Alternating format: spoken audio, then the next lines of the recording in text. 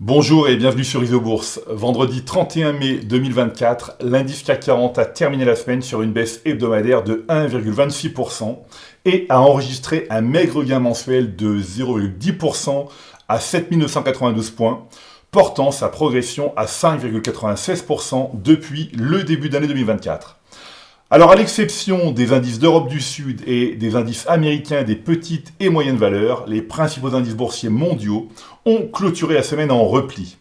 En zone euro, l'indice BEL 20 a terminé en queue de peloton, tandis que l'indice phare de la bourse de Madrid a réalisé une performance opposée en s'adjugeant une hausse de 0,68%. Aux États-Unis, les indices S&P 600, S&P 400 et Russell 2000 ont résisté à la tendance baissière, contrairement à l'indice phare des valeurs technologiques qui a terminé la semaine en repli de 1,10%. En hausse de 12% depuis le début d'année 2024, l'indice boursier espagnol IBEX 35 évolue dans une tendance haussière à moyen terme depuis le croisement haussier des courbes de pression 5 et 20 mois validé en janvier 2023. L'indice ibérique affiche un gain de plus de 25% depuis le signal haussier. Malgré sa dernière place au palmarès hebdomadaire des indices, le principal indice de la bourse de Bruxelles conserve sa tendance haussière de moyen terme. Cette tendance s'est installée depuis le croisement haussier des courbes de pression 5 et 20 mois validé en mars 2024. Le CAC 40 reste porté par une tendance haussière de moyen terme depuis le croisement haussier des courbes de pression 5 et 20 mois, validé en janvier 2024. Comme nous l'observons depuis la mi-avril 2024, les courbes de pression 5 et 20 semaines du principal indice de la Bourse de Paris indiquent une phase de consolidation à court terme.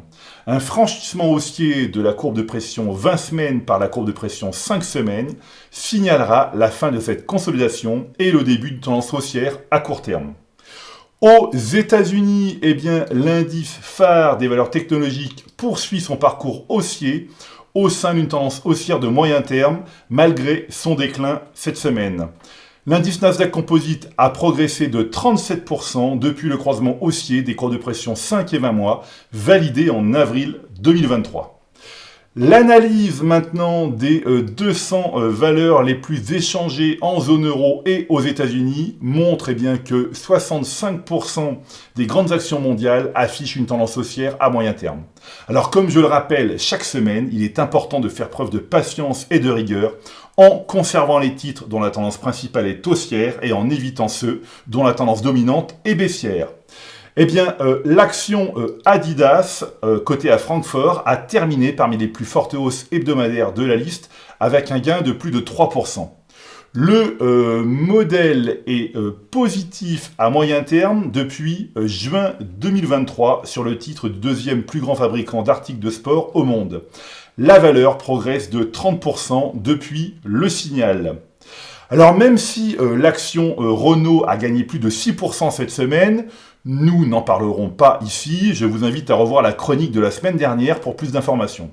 En revanche, dans le secteur automobile, l'action Michelin s'est également distinguée cette semaine.